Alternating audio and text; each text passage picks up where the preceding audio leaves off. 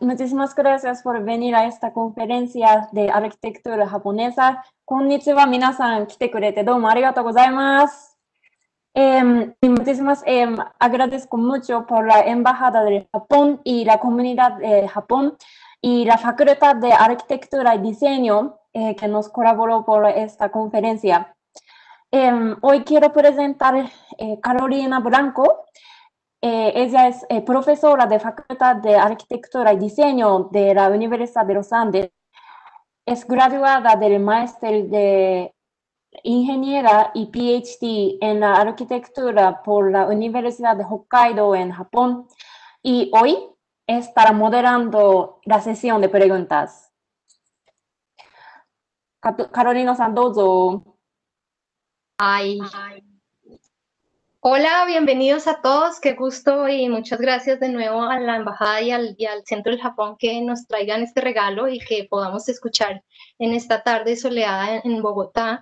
Pobre Jean está creo que trasnochando y muy lejos, pero de verdad te agradecemos muchísimo que estés acá, que estés trasnochando por los que queremos escuchar esta charla hoy y por supuesto también agradezco a la Facultad de Arquitectura y Diseño de la Universidad de los Andes por haberse también unido y tener entonces esta, digamos, transmisión conjunta con el Centro de Japón y aprovechar esta oportunidad, este lujo de tenerte, Jin, con nosotros.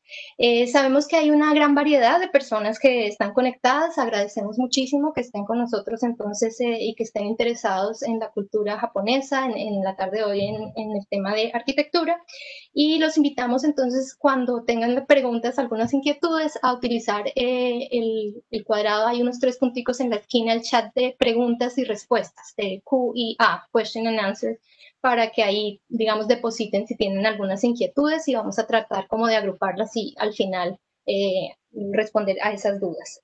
También pues los que vayan a escribir a través del Facebook Live del Centro del Japón o el Facebook Live de la Facultad de Arquitectura y Diseño, bienvenidos. Estamos acá, vamos a bombardear a Jin porque él nos va a bombardear con un tema muy interesante, posiblemente, y él mismo lo dice, una de las ciudades más enigmáticas que tiene el planeta, digamos, tiene esos contrastes. La ciudad de Tokio es un mundo, digamos, de velocidad, en 1000 contrastes, digamos, de intensidad, de densidad, pero a la vez tiene como esos espacios de contemplación, de sentarse a mirar en un parque los cerezos, o sea, tiene unos contrastes impresionantes y creo que diría yo es el arquitecto que ha hecho realmente esa tarea de disectar una ciudad desde los detalles pues más ínfimos y después volver, después de abrir ese abanico gigante, tiene pues su libro y de hecho acá lo tengo y lo recomiendo porque ha sido un bálsamo en la pandemia. Entonces, en Red Tokio, y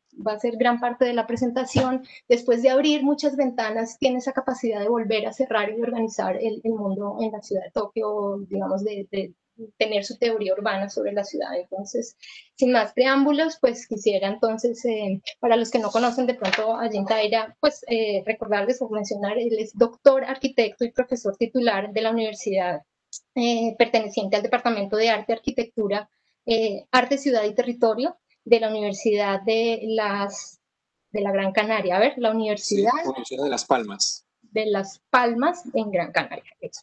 Es director del grupo de investigación de Urscapes del Instituto Universitario Tibes, graduado de la ETSAUN, es investigador máster y doctor, becado por el Ministerio de Educación japonés e investigador del postdoctorado, becado por JSPS, es Japan Society for the Promotion of Science, por la Universidad de Tokio, donde pues trabajó y este libro, digamos, es parte de ese trabajo desde el máster casi hasta el postdoctorado, y está vinculado en este momento pues con la universidad en Las Palmas, pero también ha trabajado en universidades como la Universidad de Columbia o Tongji University, entre otras, y con ganas de poderlo de pronto algún día tener también en la Universidad de los Andes.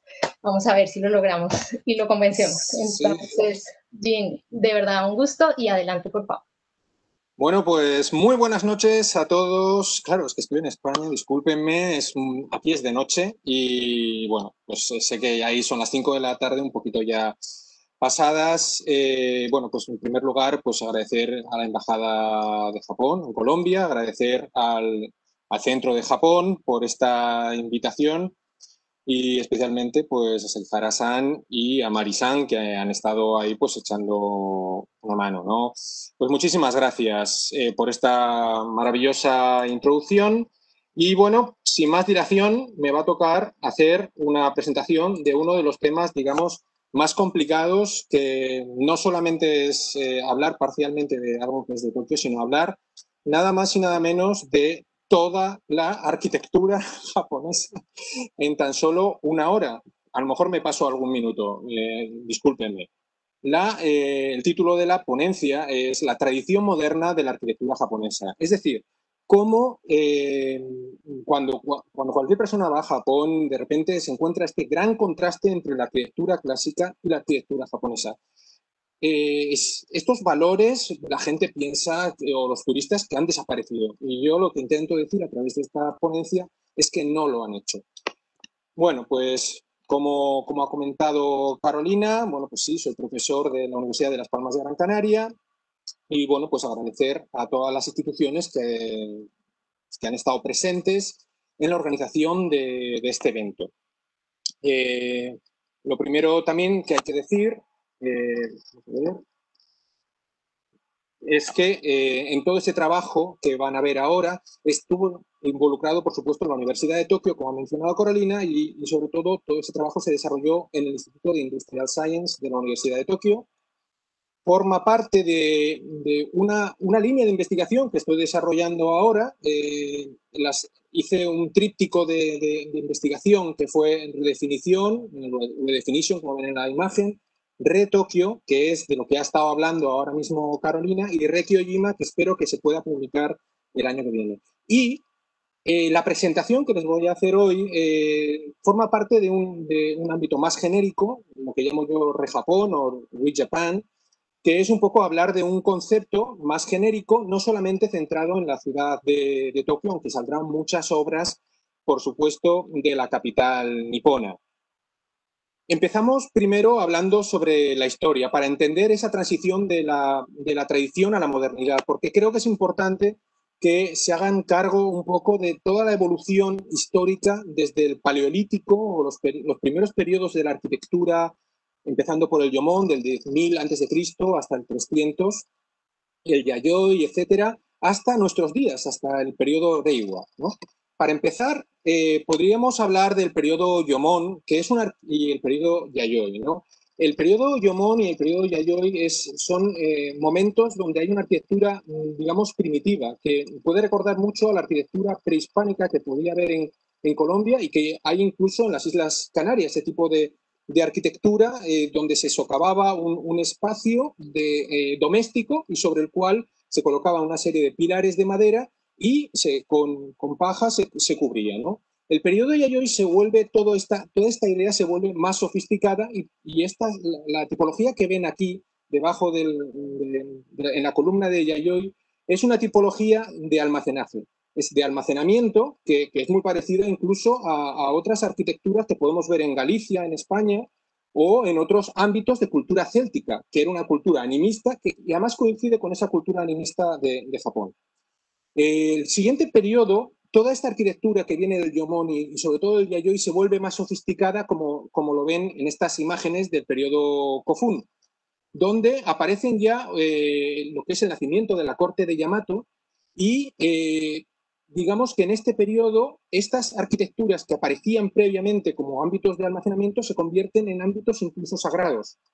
Y vamos a ver un ejemplo maravilloso que es precisamente el santuario de Ise, donde ven aquí estas tipologías que son estos almacenamientos antiguos que se convierten en un ámbito sagrado dedicado a las deidades animistas o la creencia animista del Shinto japonés. Y si están viendo esta imagen, lo curioso es que pueden ver arriba una parcela que está sin edificar y la parcela exactamente igual que está edificada en el ámbito inferior. Lo que ocurre es que cada 20 años este patrimonio de la humanidad se vuelve a construir en el ámbito de la parcela donde no está construido. Y así durante 20 años la misma arquitectura languidece y vuelve a edificarse en el ámbito vacío que está en la parcela contigua. Y así sucesivamente. Esta es la forma de entender de los japoneses de la impermanencia de la propia arquitectura, y creo que es un concepto fundamental que vamos a ir desarrollando a lo largo de la ponencia. El periodo Nara, que es el periodo a continuación, esa continuidad de la arquitectura Shinto sigue evolucionando y se hace cada vez más sofisticada, pero empieza a aparecer o florecer la influencia de la arquitectura budista que procede de China a través de Corea. Y aquí pueden ver la arquitectura de Horyuji o Shodaiji, donde esta arquitectura que procede del continente llega a Japón. Y vamos a ver este ejemplo, por ejemplo, en esta imagen fabulosa de Horyuji, que es patrimonio de la humanidad. La verdad es que hay muchísimos patrimonios de la humanidad que merece la pena ver cuando vayan y visiten Japón. Espero que lo hagan pronto. El siguiente periodo es el periodo Heian, un periodo de decadencia de la clase noble y la emergencia de la clase guerrera, de mis descendientes Taira, que perdieron la guerra contra los Minamoto, de los cuales luego hablaremos. Y aquí, en esta época, aparece esta sofisticada arquitectura, que es la que llaman Shinden-zukuri, o el estilo Shinden, que forma parte del estilo palaciego. Y un ejemplo de ello es el Byodo-in, y vean qué maravilla este espacio del Salón del Fénix, que también es patrimonio de la humanidad. Una vez que los Taira, o mis descendientes, mi antiguo clan de samuráis pierde contra los Minamoto, ellos establecen la nueva capital en Kamakura. Y ahí es donde empieza un nuevo periodo, digamos, de hegemonía de samurái que se prolonga durante 700 años hasta mediados del siglo XIX. Y en este periodo, digamos que empieza a entrar una arquitectura más influenciada por la sobriedad militar, y aquí vemos uno de los ejemplos que, aunque se inició en el Heian, llega a su máximo esplendor en el periodo Kamakura. Aquí tenemos el Tsukushima Shrine o santuario, que también es patrimonio de la humanidad y que se encuentra, cuando vayan a visitar Hiroshima, no intenten acercarse por este lugar que es maravilloso, con esta arquitectura que se funde con el mar a través de este tori o puerto. El periodo Muromachi ya es un periodo interesante porque ya se desarrolla lo que se llama el Soin-zukuri, que es un estilo donde empiezan a aparecer los pilares cuadrados, empieza a aparecer el famoso tokonoma, que es una alcoba decorativa, empieza a aparecer el tatami, y sobre todo uno de los aspectos que más me llaman la atención es la sofisticación de la emergencia del zen, del budismo zen, y la aparición, por ejemplo, del maravilloso el santuario de Ryoanji, que es uno de los primeros jardines de piedra que hay en Japón. Son 15 piedras, un espacio para reflexionar, y es difícil pensar que esto surge en un periodo que prácticamente se adelanta desde un punto de vista conceptual a la forma de entender el arte y la cultura, ¿no?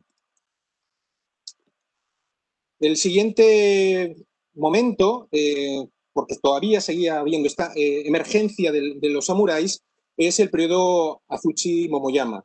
Es el momento donde sigue habiendo grandes batallas, luchas entre clanes y, por tanto, la emergencia de las tipologías de los castillos o de tecnologías de defensa o descubrimiento de posibles ninjas o posibles asesinos que puedan llegar a entrar en los castillos para hacer suelos cuyas tarimas suenen cuando alguien va por el espacio exterior, ¿no? Este es el caso del castillo Nijo en Kioto. Vamos a ver alguna imagen del maravilloso castillo de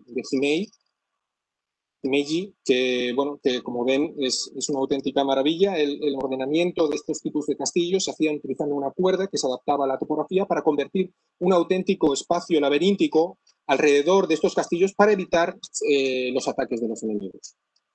Llegamos al periodo Edo. Digamos, empieza del 1600 a 1868. Es el periodo donde, digamos, esta influencia de la arquitectura, que podríamos llamar clásica de la arquitectura, llega a su máxima expresión en estas dos obras. Una, la Villa Katsura, es una villa imperial, y luego el santuario de Tosogu, hecho por el clan de los Tokugawa, que en ese momento gobernaban Japón y lo hicieron durante más de 250 años, pero que era la clase militar, ¿no? Entonces vamos a ver el gran contraste de ambos estilos. Fíjense la sobriedad, la sencillez de la Villa Katsura, de la cual hablaremos también más tarde, y digamos, el rococó o el barroco de Nikko Tosobu.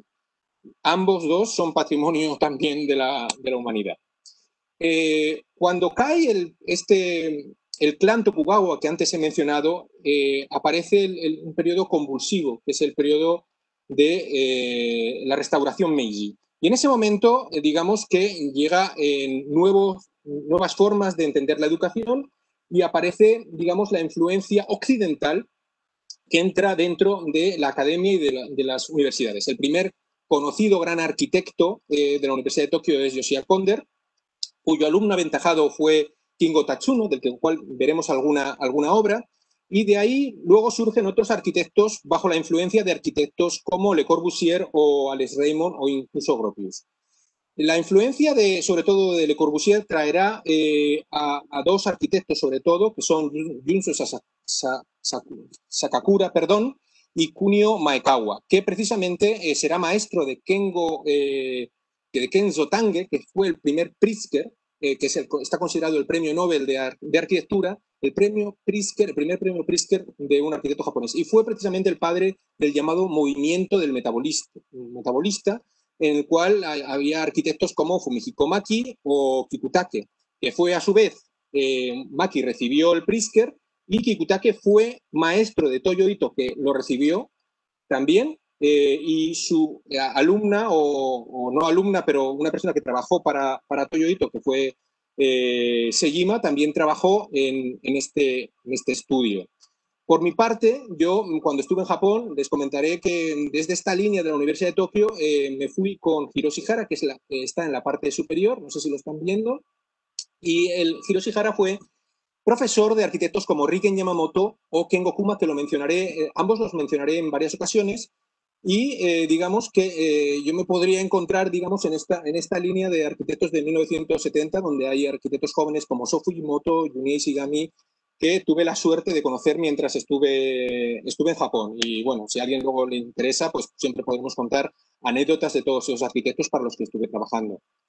De este periodo, del periodo Meiji, hay un periodo muy previo en el cual los japoneses al principio no conocían perfectamente el estilo occidental, y digamos que hubo un periodo que se llama el Gyofu, que es lo que está considerado como el estilo falso occidental, que es, por ejemplo, este banco, el Mitsui Bank, que digamos que no es un orden exactamente clásico, sino más bien un intento, ¿no? En cambio, Kingo Tatsuno, el arquitecto que era alumno que antes lo he mencionado, Yoshia Konder, realmente llegó a dominar los estilos clásicos y bueno, aquí vemos otro de sus proyectos maravillosos, que fue el Ryogoku Kokugikan, que fue incendiado en varias ocasiones, y luego la aparición en el periodo Taiso, ya en 1912-1926, del famoso Palacio Imperial de Frank Lloyd Wright, que fue de los pocos edificios que sobrevivieron al gran terremoto de 1923.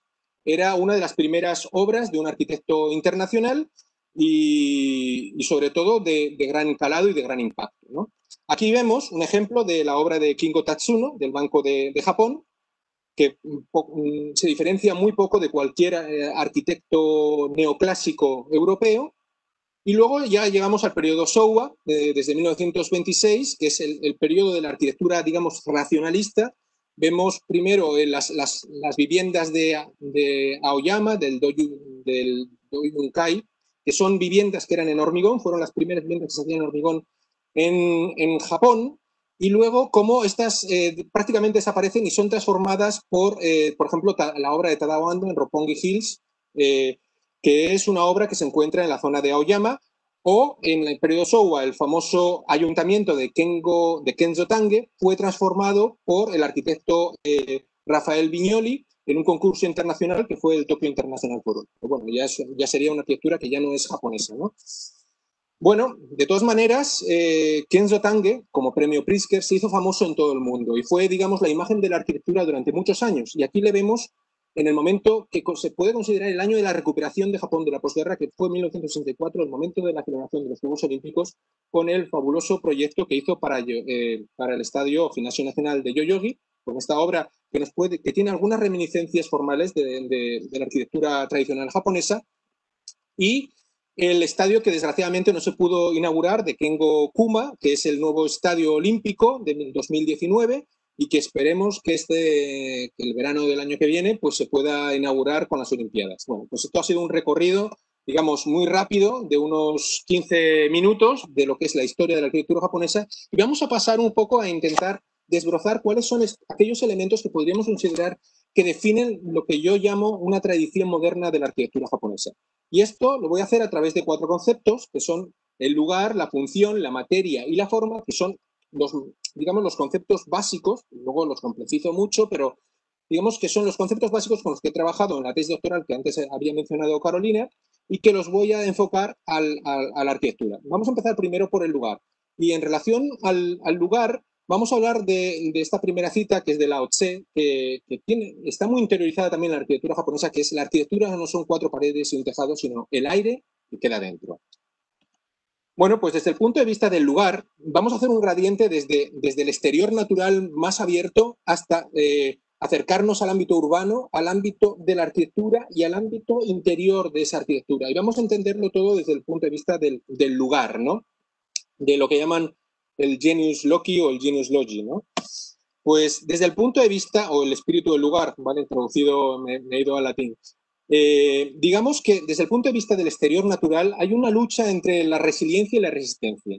La resiliencia es esta capacidad de la arquitectura japonesa de intentar asumir la presencia del impacto del exterior, del impacto de un clima que es muy benigno en primavera y en verano, pero es muy duro en primavera y otoño, y es muy duro en invierno y en verano. Hace mucho frío o mucho calor. Y esto, a pesar de ello, es aceptado por los japoneses, y la arquitectura, aún así, pues se va adaptando a esas circunstancias. Otro de los aspectos críticos que hace que la arquitectura japonesa sea de una manera u otra es precisamente las amenazas naturales. Aquí vemos representado con la gran ola de Kanagawa. Y en tercer lugar, esa relación de creencia en el misterio. Antes he hablado del espíritu del lugar. Pues sí, el espíritu del lugar que decían los romanos, pues también existía en Japón, con esa idea del Shinto, con esa idea de que un lugar tiene vida, que un árbol tiene vida, que una piedra tiene vida, que una cascada tiene vida. Y esa sensibilidad se traduce a la arquitectura y se traduce a todos los elementos vivos o lo que nosotros creemos que no son vivos, ¿no? Y por supuesto el jardín que la naturaleza se lleva al espacio natural, digamos, más artificial, pero que es una especie de transición del exterior al interior de esa arquitectura que podríamos considerar la arquitectura clásica o la arquitectura tradicional. Bueno, cuando decía de la resiliencia versus resistencia, es cierto que hoy en día, frente a la amenaza de grandes olas, a pesar de todo, los japoneses también en algunas zonas, sobre todo en la zona de Tohoku, pues han empezado a plantear soluciones más duras, que son, por ejemplo, estos muros anti-tsunamis, como que están en el puerto de Kesenuma, y pues son muros de 15 metros que desgraciadamente la gente que vive en los pueblos pues no puede ver el mar, pero han preferido sacrificar esto por la seguridad, ¿no? Bueno, en segundo lugar, el exterior urbano. Hay que pensar que Japón recibe una influencia de planeamiento y de ordenación a través de China, y que viene luego a través de Corea, que es el sistema de geomancia chino, que se adapta al entorno urbano e incluso a la arquitectura. Por ejemplo, este es un plano de Heian-kyo, o la antigua Kioto, y se coloca de acuerdo a los conceptos básicos de la geomancia china, de colocar un entorno urbano en la zona norte protegido de montañas, como ven en la parte superior, al este con un río, al oeste con un camino, y finalmente con una zona húmeda en la parte sur. Realmente estas ordenaciones, que se pensaba que esto servía para dar buena suerte, no era tal. Realmente el origen de esta forma de pensar está basado un poco en las condiciones básicas de mejorar el clima interior de estos ámbitos urbanos o incluso de la arquitectura. Bruno Taut, cuando se va a Japón, pues precisamente es capaz de descubrir estos aspectos luego llevados a la arquitectura.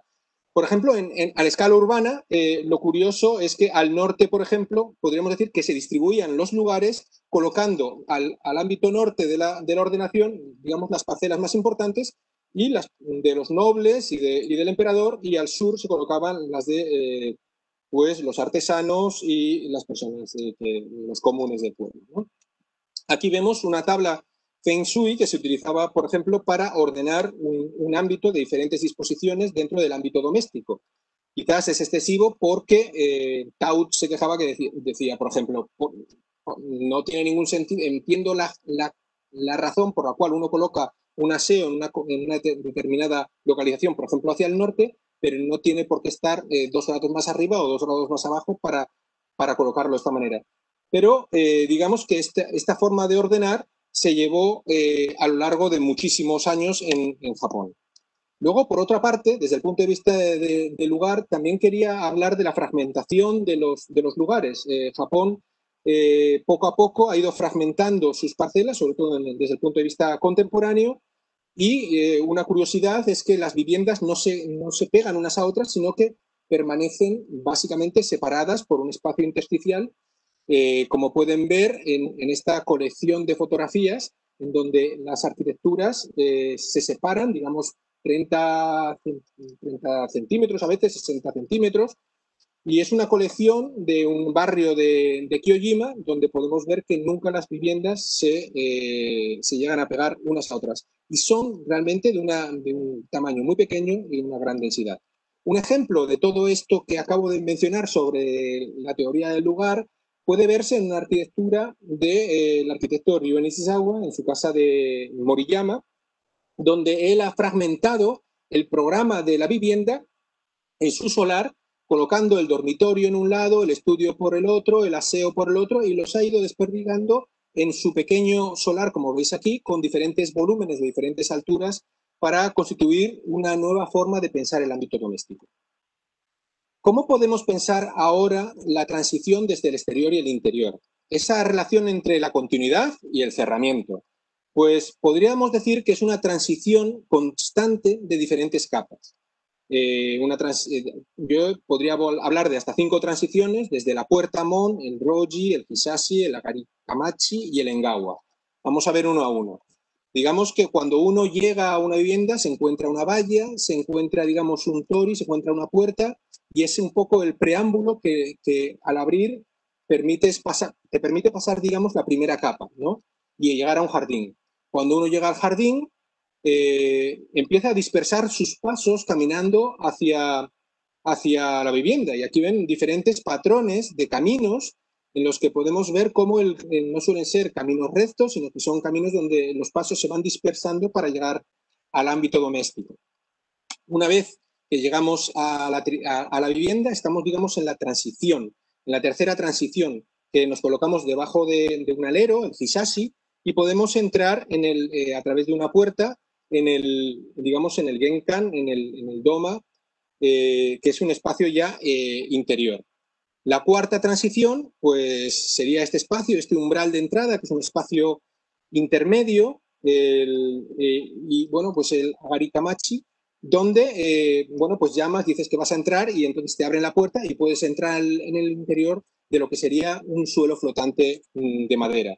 Y luego, a través de una serie de transiciones y de espacios, pues, y a través de diferentes cerramientos, llegas a lo que se llama el espacio de Engawa, que es un espacio de transición entre exterior e interior, y que, por ejemplo, aquí ven pues a 2 chicas pues mirando en ese espacio de transición hacia un jardín interior de la vivienda. Bueno, aquí vemos diferentes tipos de Engawa que tienen cada uno su nombre, y en este caso es una fotografía de un uchien, un espacio de transición entre el exterior y el interior, y que es muy interesante para los arquitectos porque son espacios digamos, de multicapa, como si estuviésemos cogiendo una cebolla y estuviésemos partiendo en diferentes espacios para generar esos espacios de transición difusos, ¿no? Aquí vemos, por ejemplo, una sección de la Villa Katsura, Y aquí vemos dos engaguas en esta sección transversal, uno que es casi un balconcito en este ámbito y sobre todo el que se abre hacia el jardín que se encuentra en este ámbito. Esto, llevado a la arquitectura contemporánea, lo podemos ver en esta obra de la Casa N de Sho Fujimoto, que es una casa que es multicapa, una capa dentro de otra capa y dentro de otra capa. Bueno, quien quiera indagar en este proyecto, porque tampoco vamos a tener mucho tiempo, pues le aconsejo que empiece a conocer un poco la obra de este chico, Sho Fujimoto, que fue compañero de la universidad, y me alegro muchísimo que le vaya también. Desde el punto de vista de exterior e interior, esa relación se realiza a través de una serie de dispositivos. Esos dispositivos pueden ser los vallados, las celosías, las cortinas, y vamos a ver unas cuantas de todas ellas, ¿no? Aquí vemos diferentes tipologías en ilustraciones clásicas de vallados de un libro de Morse, que estuvo viviendo en Japón, o de Dresser, de vallados de jardines, o de portones de entrada. Digamos que es muy parecido a lo que hemos visto antes, pero que existe mucha variedad de tipologías. Y aquí vemos, por ejemplo, una celosía o koshi de Kioto. Y aquí vemos otras tipologías de estas celosías que nos separan del exterior, ¿no? Un poco como espacio de seguridad y al mismo tiempo permite la entrada de luz y no ver qué ocurre al interior gracias a esto, ¿no? Pues un ejemplo de una celosía contemporánea, pues precisamente podría ser este proyecto espectacular de Sunny Hills de Minami Aoyama, de Kengo Kuma, de 2013. ¿Vale? Otro ejemplo de cómo llevar esta celosía y en vez de llevarla a la fachada, pues podría ser pues, esta fabulosa celosía que podemos ver en el centro de Japón, que está en este caso en la cubierta. Otros ejemplos pues pueden ser los noren o cortinas, ¿no? Que se utilizan en Japón pues, para marcar o signar que un local está abierto, ¿no? O que un templo puedes acceder a él, ¿no? Esto también se ha llevado a la arquitectura y se utilizaba, por ejemplo, para telas o mosquiteras en el interior de las viviendas, o en arquitectura contemporánea, el arquitecto Toyo Ito, que antes he mencionado, pues desarrolló esta casa para una mujer nómada en Tokio, ¿no? Esto llevado a algo mucho más extremo, pues podríamos verlo en esta fabulosa casa Curtain Wall de Shigeru Ban, que es un proyecto de 1995 y que me parece espectacular, la idea de Noren llevado a una cortina de dos alturas. El único problema es cuando hace mucho viento, que ya vemos lo que puede pasar.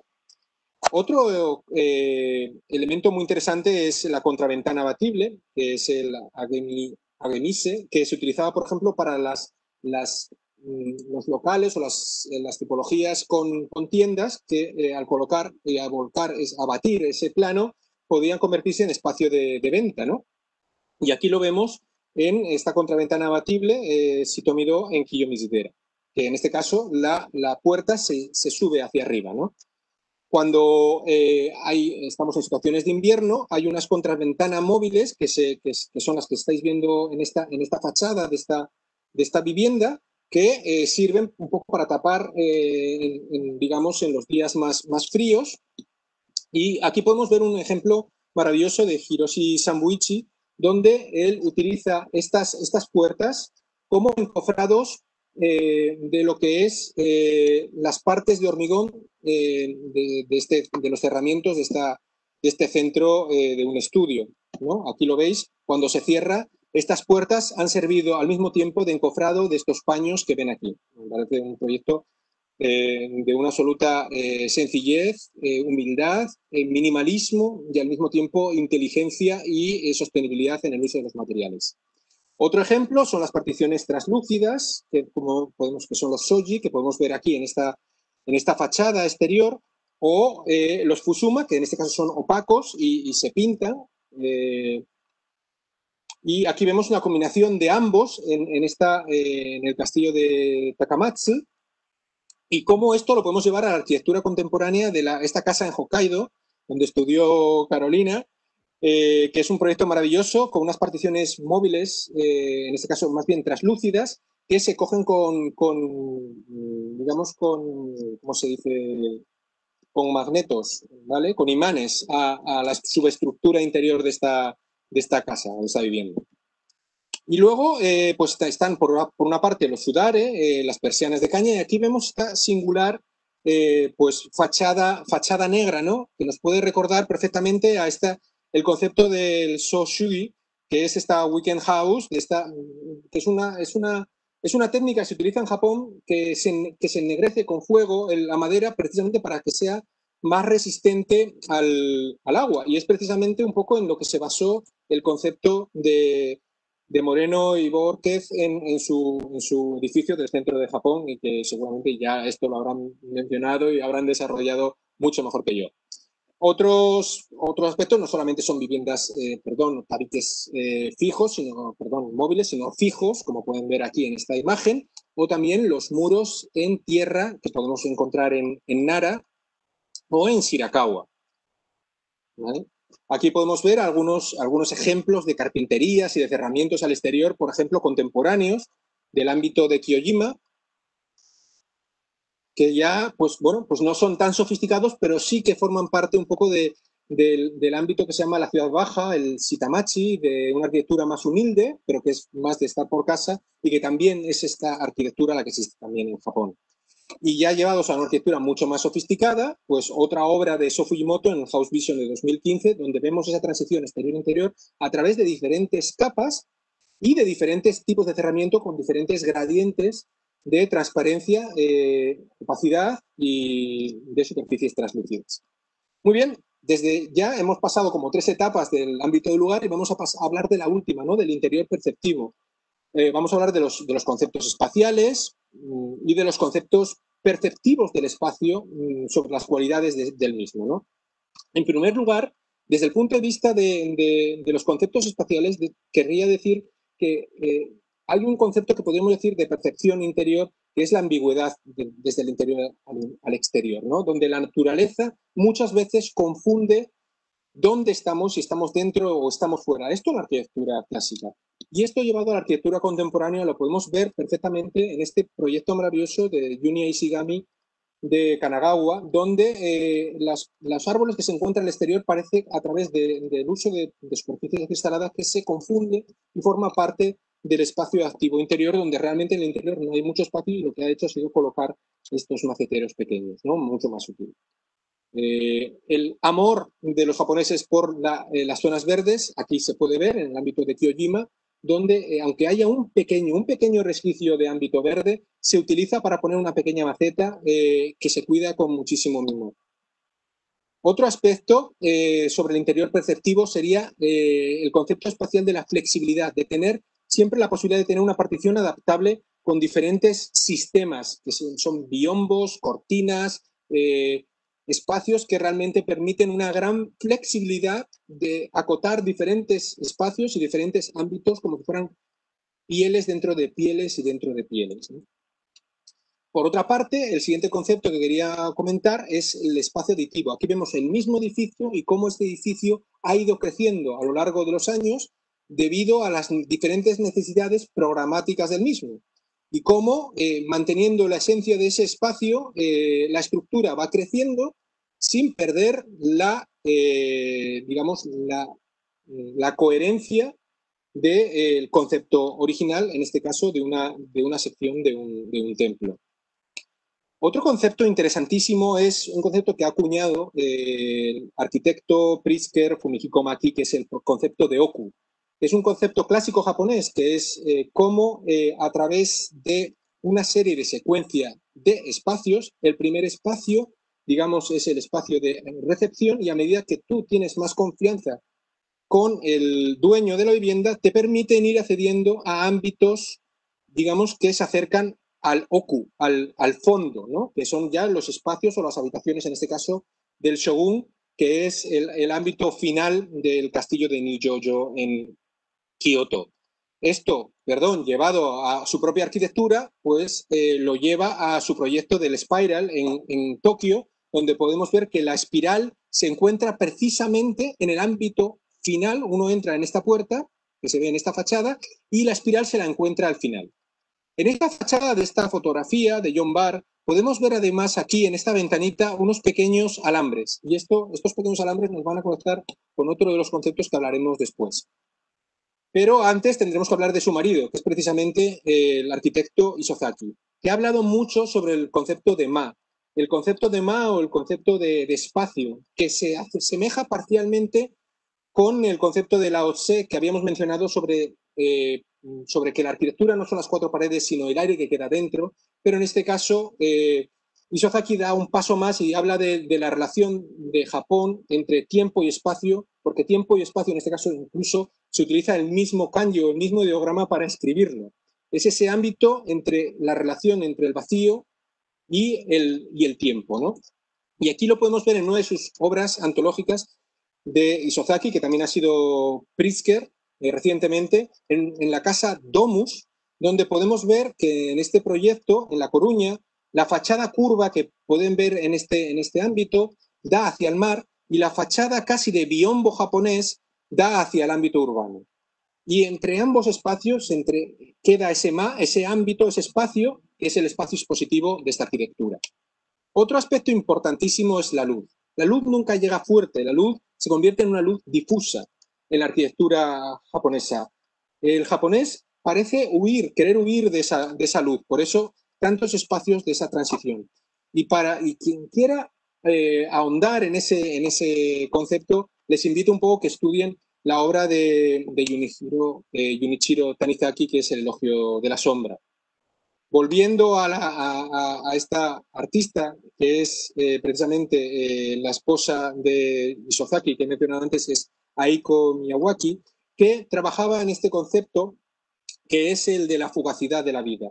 La fugacidad de la vida, Utsuroi, que es un poco, de alguna manera, la percepción del cambio del tiempo, la percepción del cambio del tiempo, la percepción del paso del tiempo, la percepción del paso de la sombra, el paso de las estaciones. Y eso es un poco lo que recoge la arquitectura clásica japonesa, ¿no?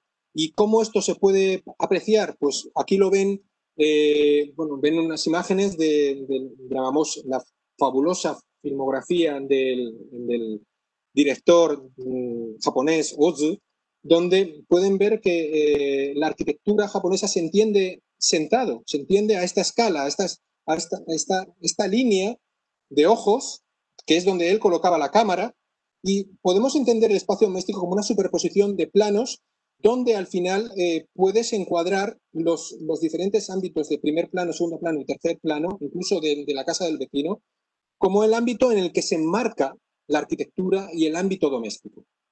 Esto, llevado por ejemplo al pabellón de té de la Villa Katsura, nos puede llevar a inducirnos a ver, por ejemplo, en esta imagen del pabellón té, una imagen determinada, y si giramos la cabeza 90 grados nos encontramos en esta otra imagen completamente diferente. Bueno, pues inspirado un poco en esto, en una exposición que tuve la suerte de hacer en el CAMP, titulada Doble Mitad, pues un poco llevado por este concepto, pues intenté desarrollar el ámbito, en este ámbito, pues un ámbito expositivo donde se ve en una ventana o en un ámbito de expositivo de pues, un cuadro y en otro cuadro. Entonces, girando la vista 90 grados, pues es un poco un recordatorio de esa arquitectura clásica llevada a, digamos, a la contemporaneidad. Bueno, ya estamos en la segunda clave, que es la función. Yo creo que es importante hablar primero del lugar, del espíritu del lugar, y luego hablar de la función. Yo creo que la función es uno de los aspectos críticos que va por encima de todos los conceptos, digamos, podría decir, arquitectónicos en Japón. Podría decir que la función precede la forma, que hay una forma de introducir la jerarquía en Japón que está vinculado a la sociedad, que existe también una flexibilidad multifuncional en Japón, en su propia arquitectura, y vamos a hablar de la aceptación de lo intangible. Primero, una curiosa cita de Walter Gropius, uno de los padres del movimiento moderno, cuando visita Japón, digamos, muy tardíamente. Dice: uno no puede imaginarse lo que significó para mí encontrarme repentinamente cara a cara con estas casas, con una cultura aún viva, que en el pasado ya había encontrado la respuesta a muchos de nuestros requisitos modernos de simplicidad, de relaciones exteriores e interiores, de coordinación modular y al mismo tiempo variedad de expresión, resultando en el lenguaje formal común que unifica todos los esfuerzos individuales. Es decir, habían inventado, ellos creían que habían inventado el movimiento moderno y se habían encontrado con que el movimiento moderno ya había sido, digamos, descubierto en Japón en su Edad Media, ¿no? Bueno, pues la tipología jerárquica, y avanzando un poco con más velocidad, podría decir que todas las arquitecturas, y quizás haya una influencia, digamos, de la sobriedad militar en todo esto, que desde la escala del emperador hasta la escala más humilde, todas las viviendas mantienen un criterio similar de sobriedad y de contención en esa arquitectura. Y la diferencia está en la escala, en la dimensión. Esta sería, por ejemplo, una imagen del Palacio del Emperador en la ciudad de Heian-kyo, donde pueden ver una serie de diferentes estancias unas encima de otras, pero si nos vamos un poco a este ámbito más pequeño, donde podemos ver que es el ámbito de entrada, es muy similar a lo que sería una vivienda de una clase militar o una clase noble, de una mansión en Heian-kyo, como desde el punto de vista de la arquitectura religiosa también nos puede recordar cómo se puede ramificar esa arquitectura a través de una serie de corredores, en este caso de Utsukushima Jinja o el santuario de Utsukushima. Podemos ver aquí un poco la arquitectura de influencia budista de una torre, o cómo la arquitectura ya de campesinos o de agricultores, la vivienda urbana, es mucho más pequeña, pero guarda una cierta relación compositiva con el tatami dentro de la distribución de sus espacios. Y aquí vemos, por ejemplo, la casa de un campesino, es una casa en Shiragawa, donde vemos el espacio de entrada, vemos el engawa y vemos las diferentes estancias con sus diferentes ámbitos de tatami. O la casa de un prestamista de sake, hecha por el famoso carpintero Nishida Isaburo, que es una vivienda de 1907 y bueno, luego veremos alguna imagen más de esta fabulosa vivienda. Aquí vemos una vivienda de una hoquilla, de un barrio rojo. Aquí vemos también el sistema de partición a través en la parte inferior y en la parte superior de las estancias de las geishas, en el piso de arriba. Y bueno, pues ahora vamos a ver rápidamente por qué hablaba que la arquitectura japonesa se rige por una flexibilidad funcional, donde lucha un poco entre la monofuncionalidad y la multifuncionalidad. Bueno, pues primero vamos a ver un poco el concepto de Kutsunugi-ishi, que es la piedra que utilizas para quitarte los zapatos y entrar dentro de la vivienda, ¿no? Y que se utiliza, por ejemplo, en las casas de té.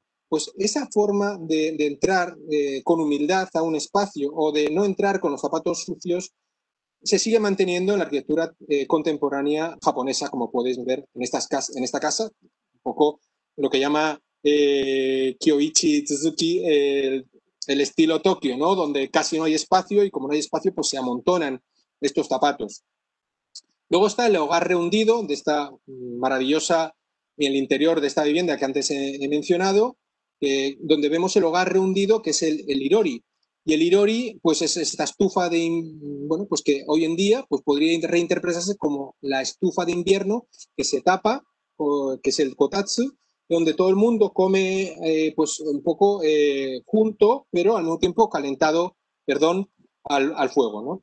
Otro concepto es el estar. El mismo espacio, sobre todo en la arquitectura de posguerra, donde prácticamente no había espacio, sobre todo en ciudades como Tokio, el espacio de estar se convierte en el espacio de dormir en el mismo ámbito, ¿no? Y esto, bueno, pues aquí ven a los padres comiendo y luego por la noche pues la mesa se movía, se desplazaba y se echaban los futones, ¿no? Y esto es un poco el estilo tokiota actual de cómo sería la vivienda de un músico, por ejemplo, ¿no?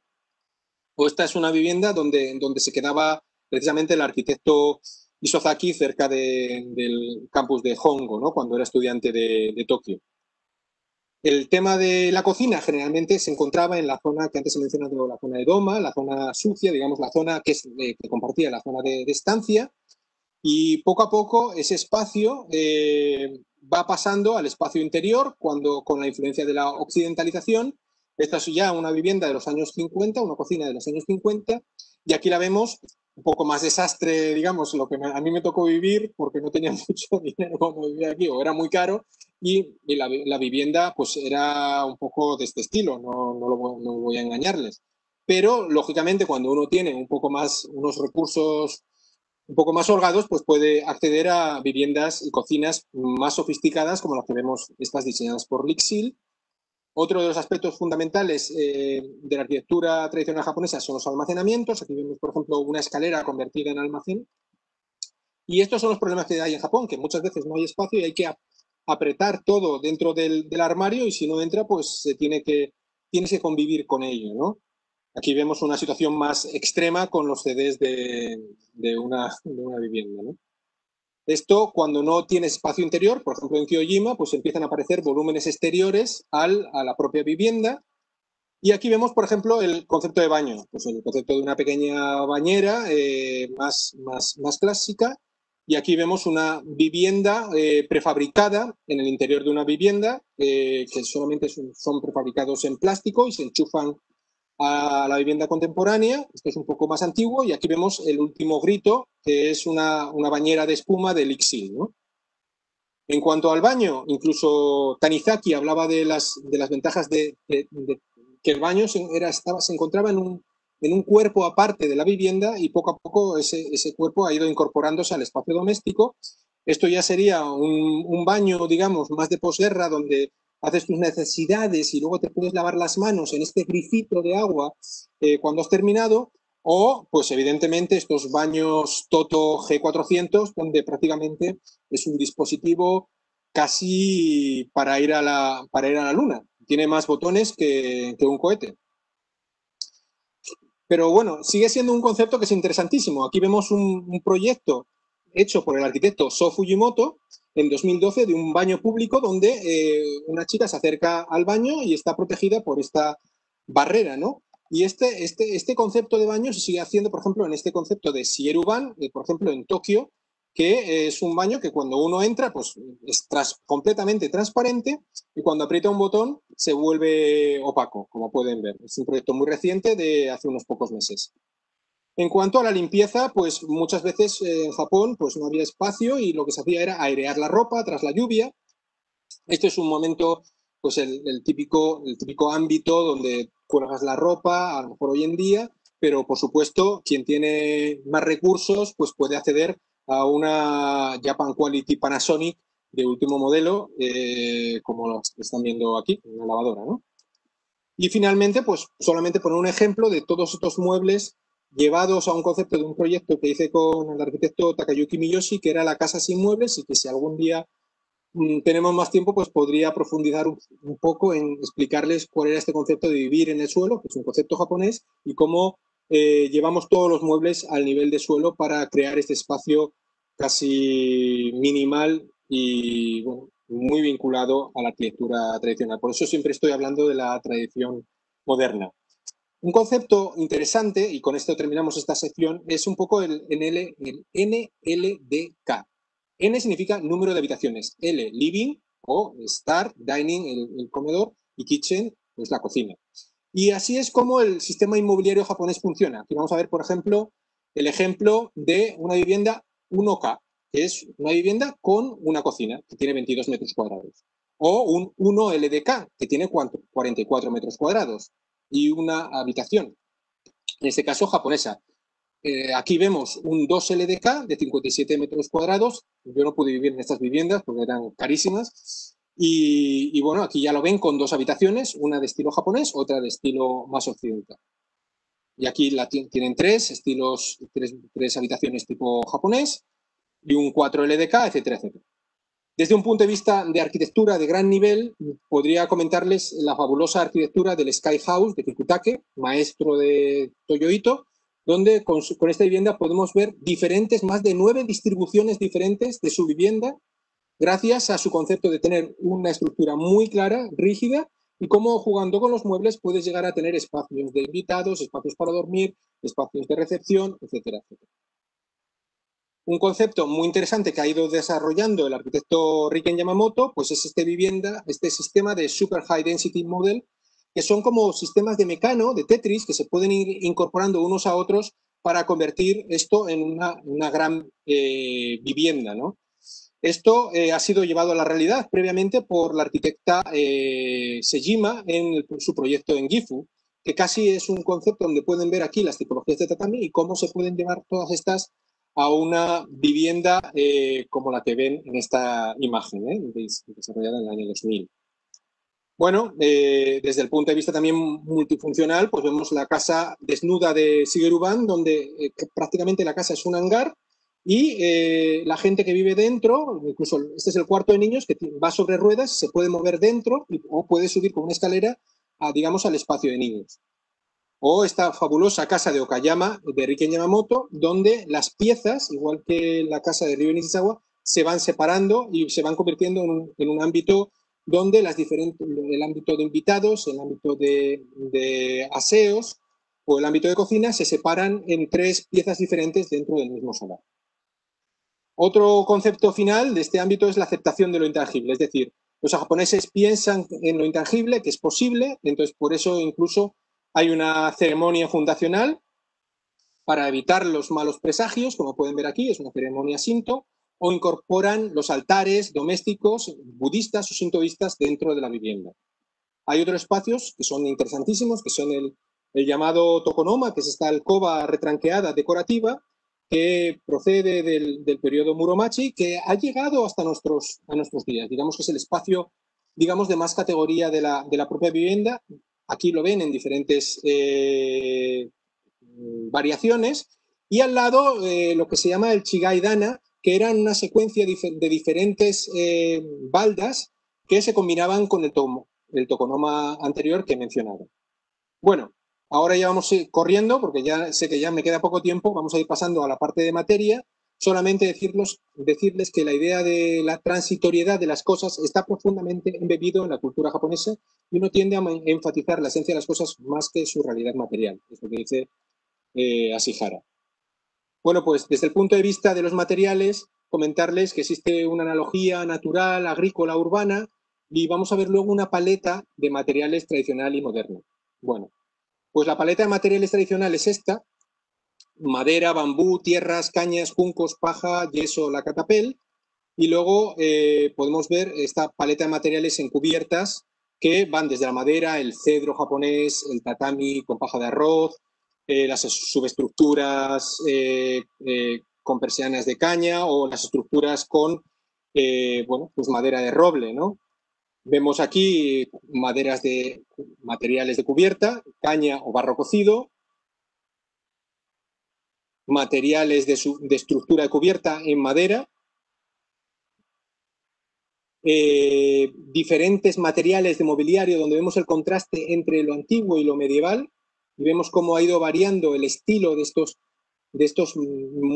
este mobiliario generalmente hecho en madera. Y la paleta de materiales moderna que adapta esos conceptos clásicos a los materiales contemporáneos. Empezamos con, digamos, la primera Ginza Bricktown, que fue las primeras edificaciones en Japón en 1872, que fueron en ladrillo, pero a causa de un terremoto nunca se volvió a utilizar el ladrillo como material de construcción. La casa de tierra, que es de Kazuo Shinohara de 1974, donde el interior de la vivienda es este plano inclinado en tierra. El rey del hormigón, que podría ser Tadao Ando, premio Pritzker de arquitectura, en su casa Cosino, y pueden ver esa sensualidad de los paños de hormigón con esta maravillosa definición, casi que parecen de papel, en su relación también con la luz. Toyo Ito con su pabellón Serpentine, con esta arquitectura en acero. Sejima con el Museo Sumida Hokusai, una obra reciente de 2016 con paños de aluminio. Kengo Kuma con esta maravillosa vivienda que está hecha de cristal y agua, o esta edificación hecha en piedra. Seguimos siempre con Kengo Kuma, en este caso porque es uno de los arquitectos que más ha intentado vincular a la arquitectura tradicional japonesa con los nuevos materiales, en este caso con madera, el museo de Ando, Hiroshige Ando, o en este caso con en este hotel y mercado de Yasuhara Machino-eki con paja o con tejas en este museo en China o con bambú en esta vivienda. En este caso es el caso de unos muros hechos por Yun Aoki, de un museo hecho con muros en tierra pegados a unas excavaciones de un asentamiento Yomon, que es con el estilo con el que habíamos empezado la charla, o la fabulosa arquitectura de Shigeru Ban a través de arquitectura hecha en papel. También con el mismo arquitecto, porque es un arquitecto que ha trabajado mucho con nuevos materiales, lo vemos en su centro Pompidou Melts, desarrollando esta cubierta hecha a base de fibra de vidrio y EFTE, o estos arquitectos, que son la firma de Suppose, que hacen esta vivienda con material de policarbonato. Aquí ven una paleta de arquitectura de Shitamachi, más humilde, y finalmente vamos a terminar ya con la parte de forma, ¿no? Solamente decir, o esta cita del arquitecto Ashihara, que la forma en Occidente ha precedido históricamente, al menos desde el Renacimiento, al interior de los edificios, mientras que en Japón al contenido se le ha prestado mayor atención. Desde el punto de vista de los conceptos, voy a ir ya muy rápido, voy a decir que en Japón los conceptos de áreas y de longitud son muy diferentes y se basan casi igual que en el sistema anglosajón en las proporciones humanas. Esas proporciones humanas se pueden ver porque, bueno, este es un dibujo de Bruno Taut, la proporción del hombre japonés es muy diferente a la proporción del cuerpo que él dice de Leonardo da Vinci, ¿no? Que es un poco la proporción del hombre occidental. Otro aspecto fundamental de los aspectos formales es que no existían arquitectos antes del periodo Meiji, existían los carpinteros. Y los carpinteros tenían sus propios secretos, sus propias formas de construir, y esos secretos de lo que serían cómo se juntaban unas piezas con otras, se mantuvieron en secreto durante muchos años y, bueno, hay algunos estudiosos que han intentado mostrarlos a Occidente y, como pueden ver en estas imágenes, son auténticas maravillas estos encuentros en madera de estos arquitectos, digamos, los previos arquitectos japoneses que eran precisamente los carpinteros. Aquí los vemos en unas imágenes del arquitecto Taut, y aquí los vemos trabajando hoy en día en una vivienda japonesa. Y miren, por favor, el encuentro entre una viga y otra y el grado de exactitud, de precisión que son realmente envidiables. Y cuando uno ve la vivienda cuando se está haciendo, y esta es una imagen tomada desde el exterior, prácticamente parece un bosque, ¿no? Y luego está el tatami, que en Occidente solemos decir, vamos a hacer una vivienda entre pilar y pilar, y ahí marcamos los ejes y luego lo que entre dentro. En Japón no. En Japón primero es el ma, primero es el espacio, y ese ma, por ejemplo, en este caso está materializado por el tatami. Ese tatami lleva a configurar pues, todos los espacios posibles interiores y son los que definen el ámbito interior que al mismo tiempo construyen al final un todo. Y este todo, como lo vemos en esta vivienda que antes había mencionado de Nishida Isamuro, pues lo vemos de alguna manera llevado a la arquitectura de vuestro centro de Japón, como lo ven en estas imágenes. Solamente a nivel formal podría decir cómo se mueve Japón. El arquitecto Kiso Kurokawa me decía en una entrevista que el arquitecto japonés se mueve entre lo orgánico y lo platónico. Es decir, entre las formas más bien naturales y las formas relacionadas con las formas platónicas, es decir, el cubo, el cono, la esfera y su combinación, ¿no? Entonces, bueno, podríamos decir que esta es la arquitectura clásica japonesa, ¿no? Esta arquitectura que se pierde en la naturaleza, que es una arquitectura maravillosa, prácticamente que no podemos establecer a veces esa diferencia, ese salto entre el ámbito natural y el ámbito artificial. Y aquí lo vemos al propio Kurokawa en su propia torre, influencia más bien platónica, donde esa torre para solteros, sobre la cual crecen estas cápsulas, donde en estas pequeñas cápsulas vivían ahora me parece que solamente hay un tercio de ellas en uso, pues es casi una unidad de habitación, ¿no? Aquí les vemos pues algunas secciones, plantas y alguna perspectiva.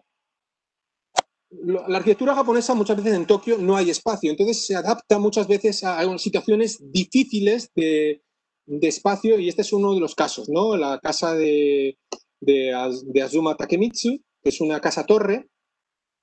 En la época más loca de Japón, que era el postmoderno, Kengo Kuma llegó a hacer, digamos, esta obra donde podríamos decir que ya no era ni orgánica ni platónica, sino basada más bien en la confluencia de muchos estilos, como lo podemos ver con este estilo casi jónico, gigantesco, en un proyecto de 1991, o una arquitectura casi de Mazinger Z de Makoto Sei Watanabe en Aoyama, o la arquitectura casi tecnológica de Shin Takamatsu en 1987 en Kirin Plaza de Osaka, o la arquitectura semiótica de Hiroshi Hara en el Yamato Internacional, o la arquitectura difusa, la arquitectura que se pierde, esta torre del viento de Yokohama, que creo que es una tendencia muy interesante que se puede ver de una manera contemporánea en la casa de Sho Fujimoto, la casa NA, o la casa de la naturaleza que ha desarrollado el mismo arquitecto, el Árbol Blanco, en Francia.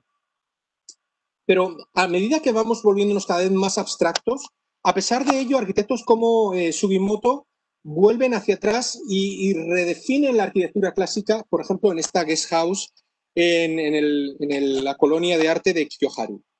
Y quería terminar solamente con esta idea formal de este arquitecto Ryoen Nishizawa con el artista Rei Naito, donde podemos encontrar una idea orgánica, podemos encontrar algo de la arquitectura clásica, casi de la arquitectura romana, del panteón romano, y al mismo tiempo vinculados, si luego hay tiempo, para hablar un poco de la sensibilidad artística de este proyecto que me parece sobrecogedor.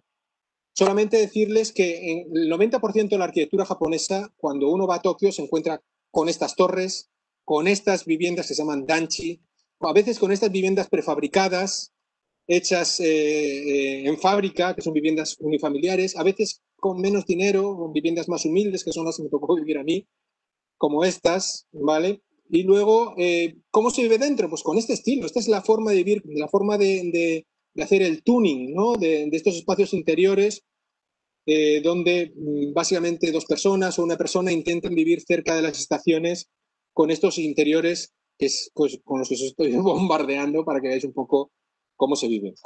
Solamente recordaros a nivel formal que los japoneses se mueven entre la simetría y sobre todo hacia la asimetría, que les gusta más lo impar que lo par, como las piedras de Ryoanji, que son 15 y no son 16.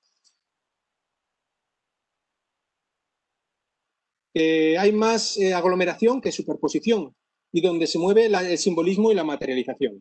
Existen muchísimos conceptos estéticos en Japón, el Reimentai, el Tsukiya, el Ukiyo-e, el Wabi-sabi, el Shibui, pero es que podríamos estar hablando un año con todo esto. Y yo ya me he pasado del tiempo, o sea que solamente quería cerrar para decirles que Japón, como arquitectura, sigue manteniendo una tradición moderna en sus conceptos espaciales. Que podríamos decir que una de las características en relación al lugar es que hay una especie de continuo indefinido multicapa donde no sabemos dónde la naturaleza y el interior entra. Podríamos decir que hay un sin lugar. Desde el punto de vista de la función, hemos visto que un espacio no solamente sirve para un propósito, sirve para muchas ideas diferentes. Por eso podríamos decir que un ámbito, aunque sea doméstico o sea religioso, parece que no sirve para una cosa específica, sino que puede servir para muchas cosas. Hay una gran flexibilidad. Es un propósito indeterminado. Podríamos decir que la arquitectura japonesa está desvinculándose de la función.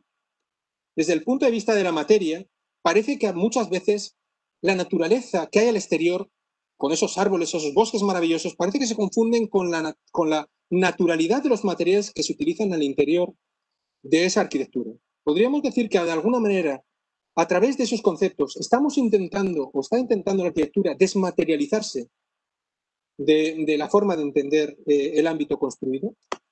Y finalmente, podríamos entender que es una expresión formalmente inmaterial, desvincularnos de la forma ya no es importante, intentar hacer que la forma se desdibuje.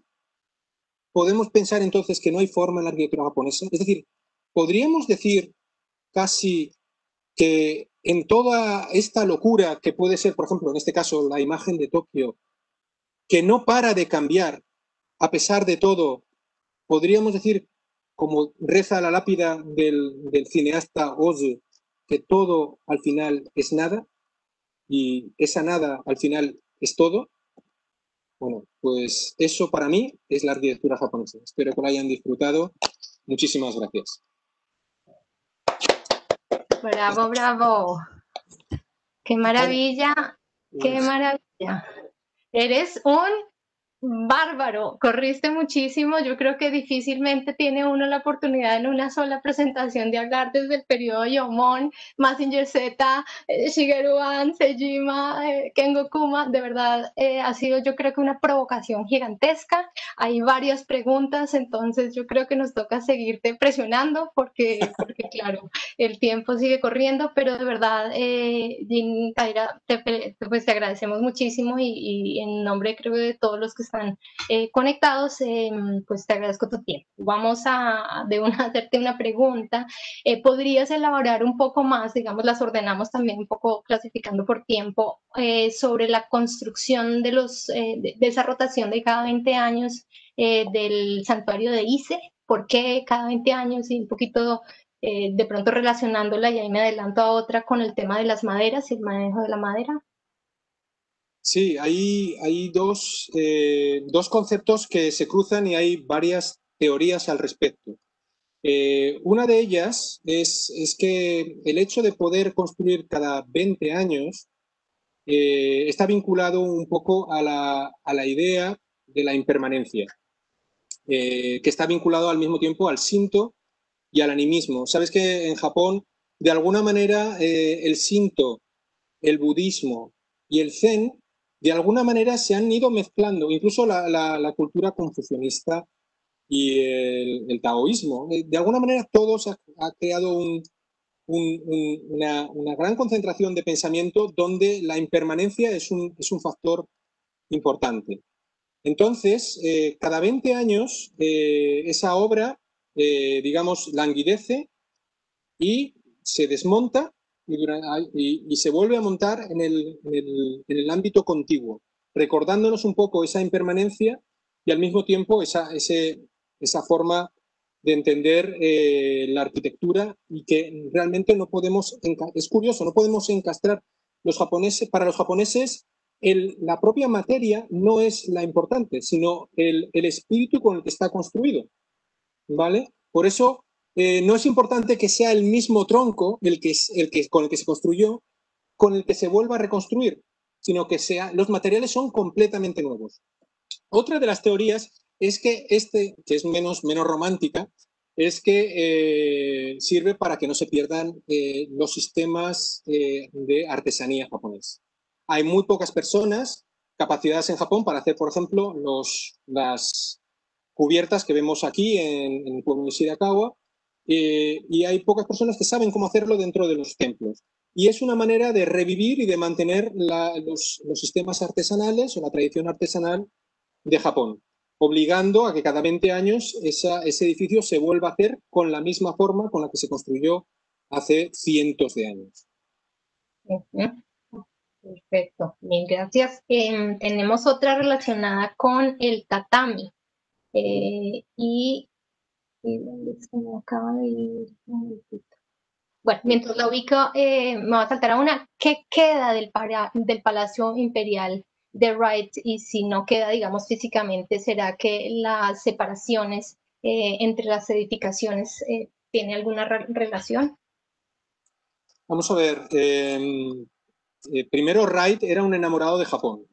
Descubrió Japón en la exposición de Chicago, en un pabellón, digamos, tradicional japonés. Y bueno, empezó a coleccionar incluso estampas. Fue un gran coleccionista de estampas japonesas, ¿no? De Kuroshige, Sai, etc. Bueno, pues este arquitecto que tuvo la suerte de recibir el encargo de hacer el proyecto del hotel del Palacio Imperial, bueno, pues fue una obra que cuando estaba a punto de terminarse, fue un proyecto que pudo sobrevivir al famoso, digamos, el gran terremoto de Kanto de 1933. algunas de las distribuciones, sobre todo del sistema de ENU, de la entrada con el lago o la zona de agua, de la entrada del hotel, puede recordar un poco al estilo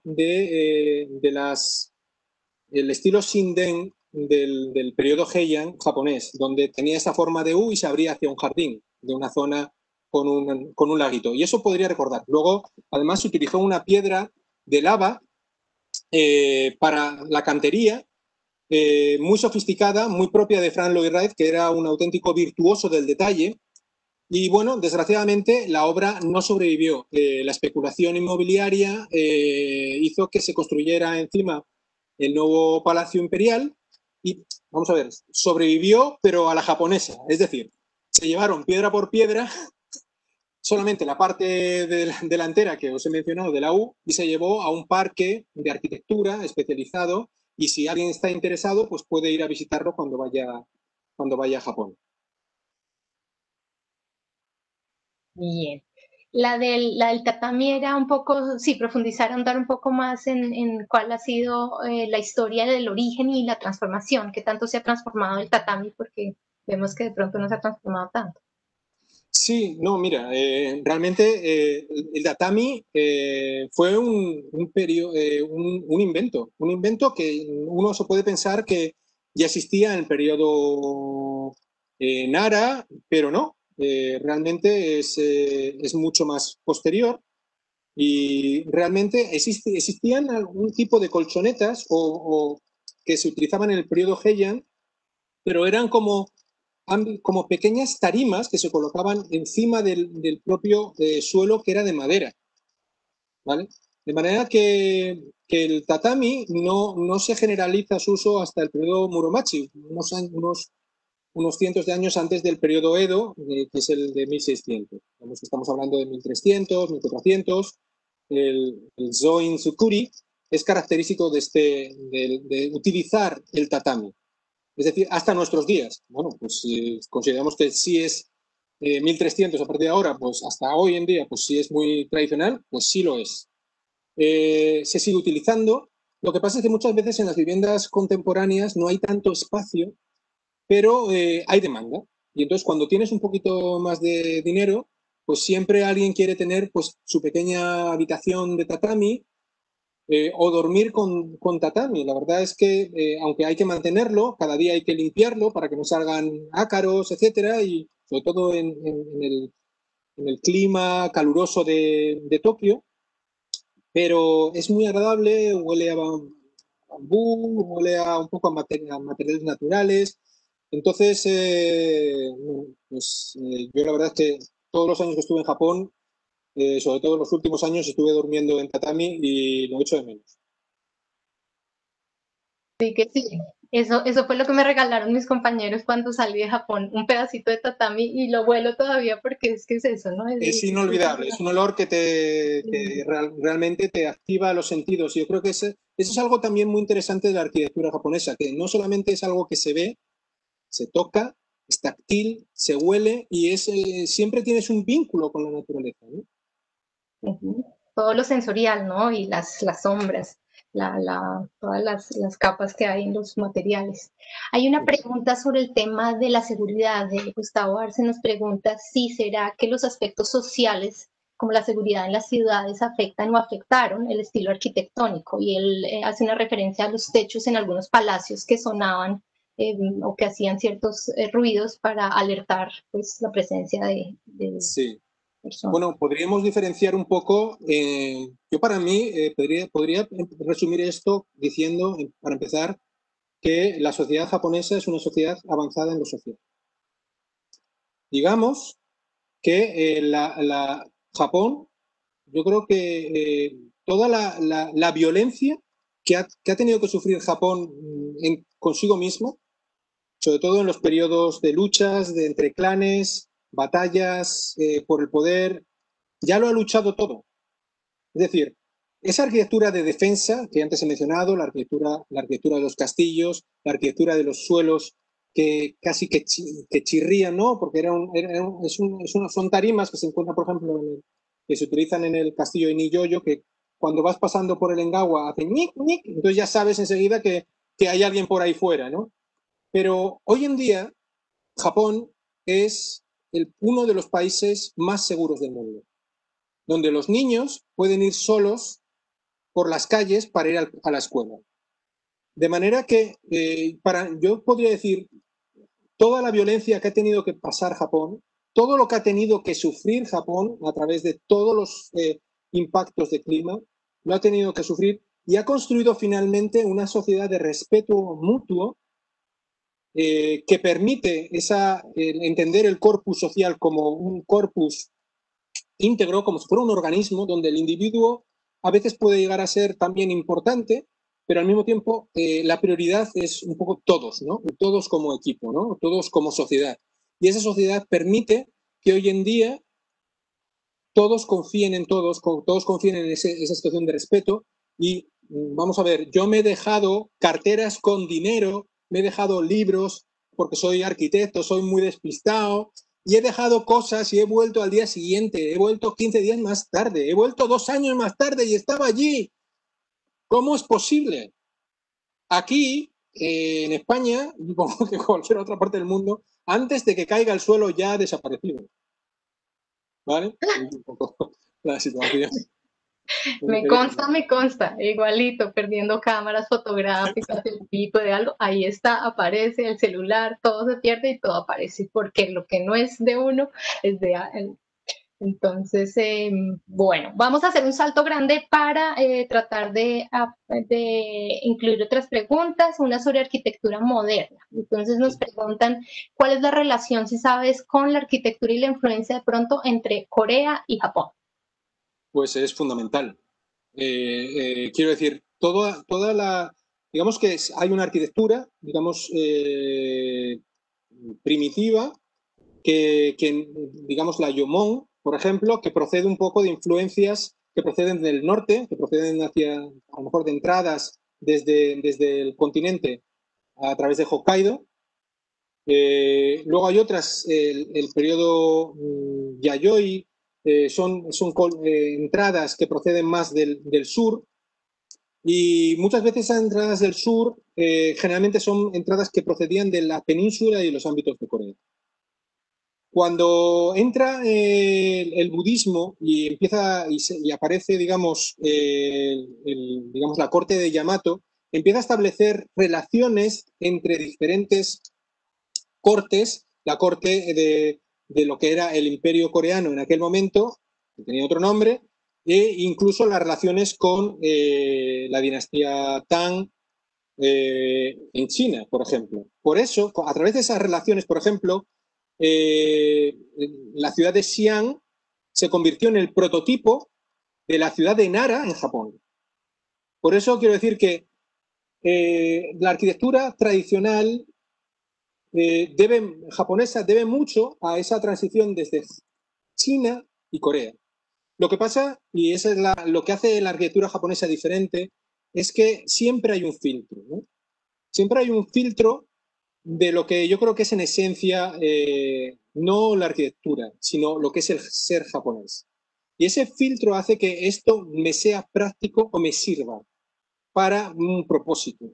Es decir, la parte un poco más pragmática de cómo es el ser japonés. Por eso siempre hablaba antes de función antes de forma. Y por eso querría decir que sí, el Japón acepta esas influencias porque le son útiles y al mismo tiempo, yo podría decir que al mismo tiempo las hace más sofisticadas, las hace suyas. Como igual que pasa cuando Occidente influencia en el periodo Meiji la arquitectura japonesa, Japón al principio no sabe qué hacer, pero al final acepta y se hace más occidental que los propios occidentales.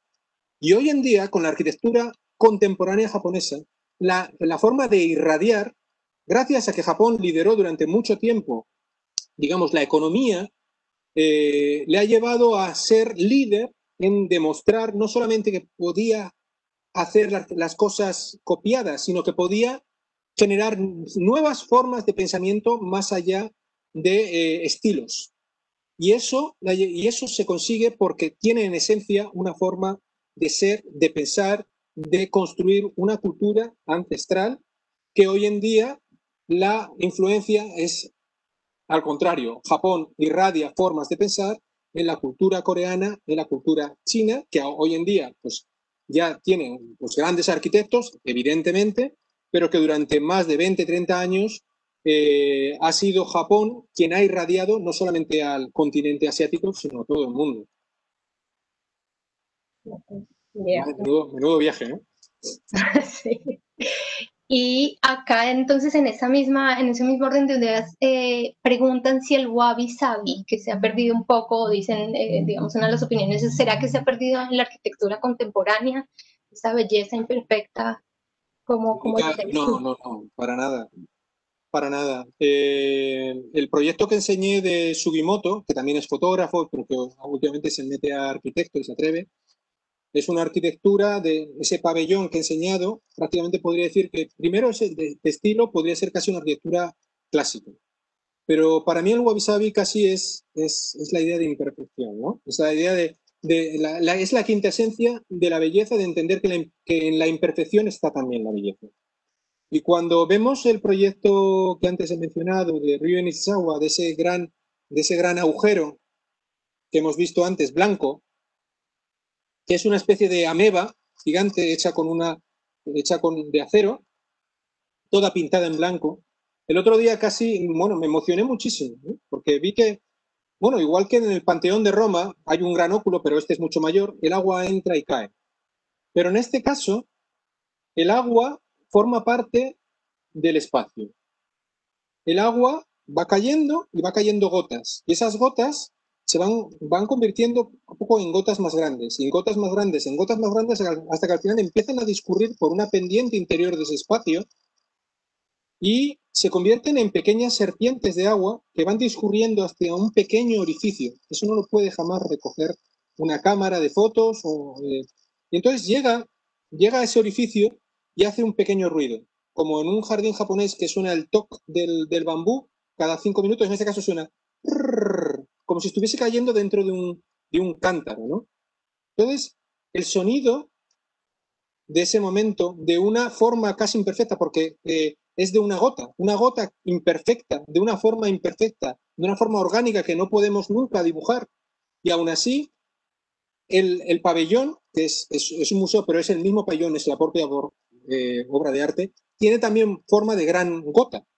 Es una gran gota de metal con un gran óculo que recoge gotitas que van cayendo y discurriendo hacia un pequeño agujero que te dice un pequeño susurro cada X tiempo. Esa sensibilidad emocionante, no transcrita de la arquitectura del wabi sabi tradicional, es un espíritu que sigue perviviendo en la arquitectura.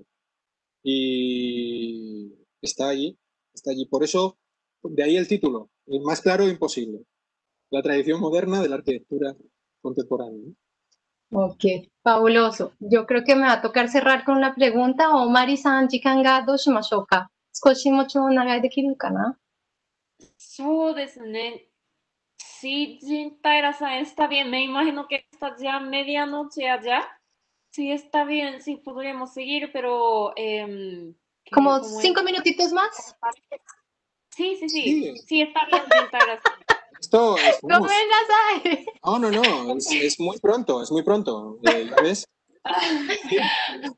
Lo malo Bueno, es que Ay, estamos creo en que voy a pandemia. cerrar tratando de armar una interesante. Jorge García nos pregunta, con respecto al elogio a la sombra, de la sombra, Tanizaki habla sobre cómo en Occidente tenemos más una reverencia a la luz, digamos como en el gótico, mientras Japón está más en sintonía a la sombra y a las costumbres, digamos que giran sobre esta, como por Sí. ejemplo el papel de la mujer en el espacio y su papel reservado a la sombra, como el reflejo de una luz única central en las piezas lacadas. ¿Esto se mantiene? ¿Cómo lo lee uno en la arquitectura contemporánea? Se vive en la sombra. Es que no hay proyecto de los grandes maestros contemporáneos. Yo creo que en este sentido, por ejemplo, Kengo Kuma eh, es un apasionado de Katsura, es un apasionado de los conceptos tradicionales y es un apasionado de intentar redefinir de una manera contemporánea los conceptos espaciales desde un punto de vista contemporáneo. La sombra, en el ámbito de la arquitectura, es a su vez un concepto básico, incluso desde el punto de vista social. Yo te diría que los japoneses, por ejemplo, huyen del sol. Por ejemplo, no les gusta el sol. Hay veces que con algún malintencionado que yo creo que hay veces que dicen, no, es que desde un punto de vista tradicional, pues el sol te hacía moreno, y entonces el moreno ya era un poco pues la clase de los agricultores, entonces había un poco de relación, un poco de social, ¿no? Pero aún así, el ámbito doméstico y de los palacetes siempre vivían en una luz difusa. Y ese concepto es el que es llevado también a lo que explica Tanizaki en su antológico libro, ¿no? Entonces, la sombra, me gustaría haber traído más proyectos, solamente es que por eso traje el proyecto de Aiko Miyawaki, la mujer de Isozaki, porque ella trabajó el concepto de Utsuroi, que también tiene que ver un poco con el paso del tiempo, y el paso de la sombra es una forma de expresión de ese tiempo dentro de la arquitectura, y su relación y su vínculo con la obra de Isozaki, con la que ambos eran marido y mujer y colaboraron mucho en diferentes proyectos, como por ejemplo el Palau Sant Jordi, ¿no? La verdad es que daría, la verdad, solamente hablar de la sombra para una charla interesantísima. Precisamente tuve un compañero en la universidad que ahora mismo es profesor en Nueva York, él es americano, y trabajó solamente el concepto de la luz en un determinado templo y la sombra, luz y sombra, eso fue toda su tesis doctoral. En mi caso yo me hice demasiados excesos porque cogí una escala un poco mayor. Pero es realmente apasionante. Realmente puedes estar horas y horas hablando solamente de la sombra y de la penumbra, y que es algo que permanece en la arquitectura contemporánea japonesa. Me hubiese gustado traeros más ejemplos. Se han visto algunos ejemplos de sombras y de espacios de esas características en los proyectos que hemos visto. Me hubiese gustado, entonces, a raíz de esta pregunta que me ha parecido apasionante, traer más cosas a respecto.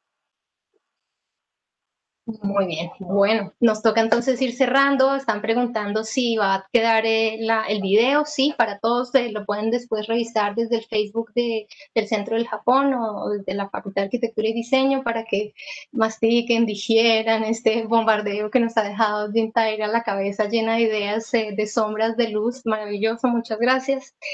Preguntan también por tu libro, que si recomiendas, pues yo supongo que buscándolo, pues yo lo traje de afuera, pero lo ordené y llegó sin problema.